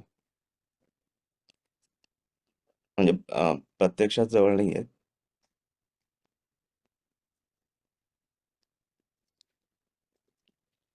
पण सॉरी, पण आपण जर असं विचार केला की आपण ज्यांच्याबरोबर दररोज बोलतो, दररोज आपला ज्या लोकांबरोबर व्यवहार असतो, मित्रमैत्रिणी, आई वडील, भावंड, कलिग्स, त्यांच्यामध्ये जर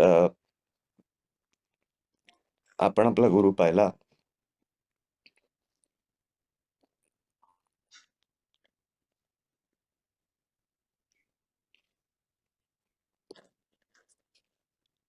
तर त्यांचं सानिध्य मिळू शकतं.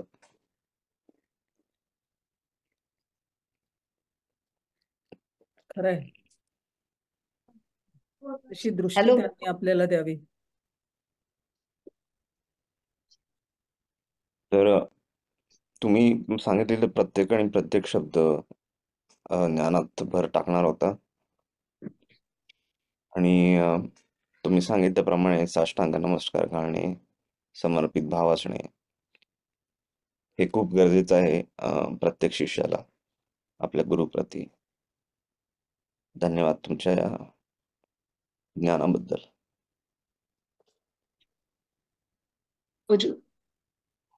उज्ज्वला ताई हॅलो. बोला. हा, मला आता बोलता येतंय. म्हणजे आवाज जातोय, काहीतरी माझं सारखं बिघडतंय याचं. पण मला हे सांगायचं होतं, गुरु महिमा तर त्यांनी अप्रतिम सांगितला, आणि आता गुरुदादांच्या भावनिक ह्याच्यानंतर खरं तर मी आता हे सगळं नीट केल्यामुळे मी त्या भावनेत नाहीये, पण त्यांच्या शेवटच्या भावना मला खूप स्पर्श झाला मनाला, की आपण गुरुच्या सानिध्यात राहताना त्यांचे डोळे नुसते आठवणीने सुद्धा भरून येत आहेत. तर आणि अनुपमाताई ज्या म्हटल्या की गुरु आपल्याला ओळखता आला पाहिजे, हे खूप महत्वाचं ताईंनी सांगितलं या बाबतीत.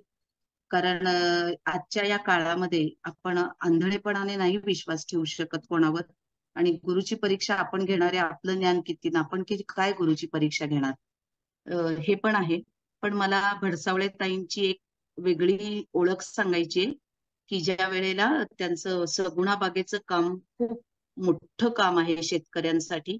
आणि ताई, मी तुमच्या SRT पद्धतीने शेती करते 2 वर्ष झालं.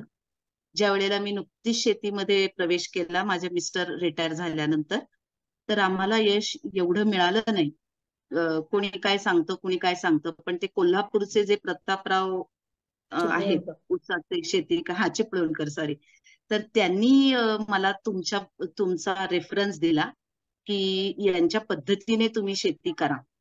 कारण खूप ते तण वाढतं, ते तण काढायचं, आणि खूप 2 टोकं येतो ताई, की हो. एक जण खूप सेंद्रिय पद्धतीने म्हटलं की वेगळंच सांगतं आणि केमिकल पद्धतीने वेगळंच झालं. पण त्याचा समेट घालून दादांनी जे काही केलंय ना, ते अप्रतिम आहे. आणि अप्रतिम ते आहे. पर्यावरणाच्या दृष्टीने इतकं महत्वाचं कार्य आहे. कारण मी पण पाहते आणि शेजारच्यांची पण जमीन पाहते, तर माझी माती बरीचशी भुसभुशीत झाली आहे, तरी पण मला 100% ते अप्लाय करता नाही आलं. ज्या वेळेला शिंदे साहेब आपले मुख्यमंत्री झालते, त्या पहिल्या वर्षी मी तुमच्या शेतकऱ्यांच्या मेळाव्याला आले होते पाहायला, की म्हटलं आपल्याला जर या पद्धतीने करायचंय तर काय बघायला पाहिजे, म्हणजे त्यातली काहीच माहित नव्हती. आणि माझे मिस्टर आणि मी आले होते, आणि ताई आणि दादा दोघंही इतके शेतकऱ्यांना पाठबळ देतात. नुसतं सांगणं, म्हणजे काय म्हणतात त्याला, तत्व सांगणं, सेवा करा, हे करा, त्याच्यापेक्षा प्रत्यक्ष कार्य तुम्ही करताय ना, ते खूप मोठं आहे. आणि त्याबद्दल खूप धन्यवाद ताई. कारण माझ्यासारखी मी कधीही शेती केली नाही, माझे मिस्टर करतात. आणि त्या पद्धतीने शेती केल्यानंतर तिथे शेती करणाऱ्या लोकांना सुद्धा 1 एकरामध्ये 27 पोती गहू झाला नाही ताई, तो मला झाला. आणि हे खूप माझं महत्वाचं म्हणजे अभिमानास्पद आहे, थोडस असं म्हणायला काही हरकत नाही. आणि गहू पण इतका सुंदर झाला, त्याला आत्ताच्या गव्हांना चिकटपणा नसतो बघा पिठाला, पण या गव्हाला खूप चिकटपणा आहे आणि व्यवस्थित. आणि मी स्वीटकॉर्न केला, तर स्वीटकॉर्नची सुद्धा युनिफॉर्मिटी होती त्या याच्यामध्ये, त्या ताटांमध्ये मक्याच्या. आणि एकेका ताटाला जवळजवळ 4-4, 5-5 कणसं, म्हणजे सरासरी 4-4 कणसं होती. एक कणीस 1 किलोचं होतं. पैशाचं गणित त्यावेळेला जमलं नाही, कारण युक्रेनचं युद्ध चालू होतं. एक्सपोर्ट क्वालिटीचा स्वीटकॉर्न झाला होता, पण युक्रेनच्या युद्धामुळे मका इथेच थांबला आणि मला 7.5 रुपये किलोचा भाव मिळाला. पण हरकत नाही, मला ते बीज टाकल्यानंतर ते उगवून आलेलं ते एवढं आनंददायी वाटतं ना, खूपच सुंदर. त्यामुळे तुमच्या या कार्याला सलाम. आणि सगळ्यांकडे ही SRT पद्धत गेली पाहिजे असं मला वाटतं. आणि मी शाळेतनं वेळ काढून तुमच्याशी बोलतेय. माझी एक मैत्रीण आहे तुमच्या कर्जतच्या शाळेत होती, विद्या पवार, तिला पण मी सांगितलं होतं जॉईन व्हायला. ती तुम्हाला छान ओळखते. एवढंच बोलते आणि धन्यवाद, खूप खूप धन्यवाद. खूप छान, खूप छान. तुमचं SRT तुम्ही करता हे करून फार बरं वाटलं ऐकून. मला तुमचा नंबर आणि कसा काय मिळेल, तुमचं नाव, नंबर, म्हणजे शेखरना ते ऐकायला त्यांना फार बरं वाटेल. मी सांगू का आता? हो, सांगा. 9422 हा 52 हा 66 हा 52. आणि नाव काय? सौ उज्ज्वला साहेबराव दरेकर. उज्ज्वला साहेबराव दरेकर. आणि तुम्ही कोल्हापूरला असता ना? नाही नाही नाही, मी इथं पुण्यात शिरूरला आहे माझी शेती. शिरूर. पण कोल्हापूरच्या मी करायचं म्हटल्यावर सगळ्यांचं मार्गदर्शन बघितलं आणि मला अशी ओळख झाली कोणाकोणाकडनं, तर ते चिपळूणकर साहेब, प्रतापराव, चालेल ते. चालेल चालेल चालेल. मी हे नक्की हा रेफरन्स जो आहे तो आमच्या ऑफिसला देते, SRTच्या ऑफिसला, आणि त्यांना फार आनंद होईल तुम्हाला. आणि योगेश बनसोडे मला मार्गदर्शन करत हो, होता, योगेश बरोबर बनसोडे. बरोबर. हा तुम्ही आहात कोणत्या तरी ग्रुपमध्ये? हा हा, आहे ना, मी SRTच्या ग्रुपमध्ये. बरं. खूप खूप धन्यवाद ताई, खूप धन्यवाद.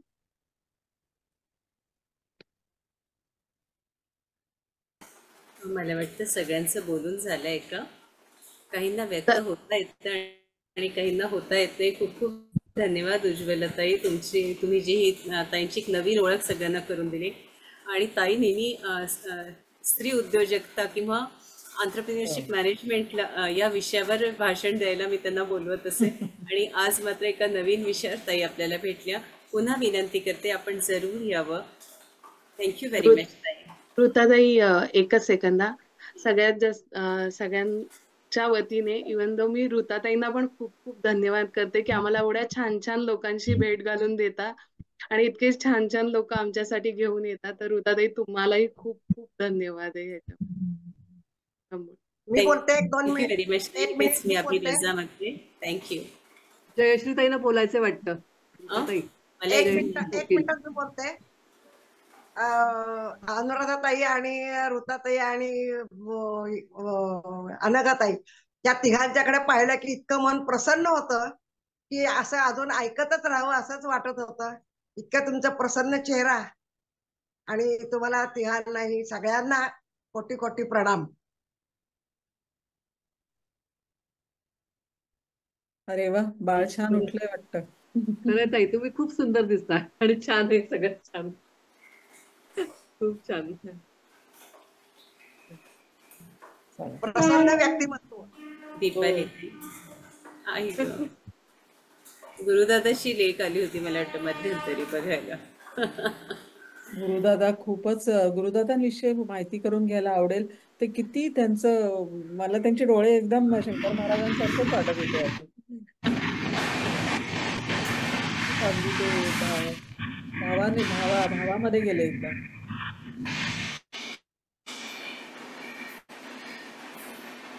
थँक्यू ताई. तुझ्या भेट. थँक्यू दीपाली.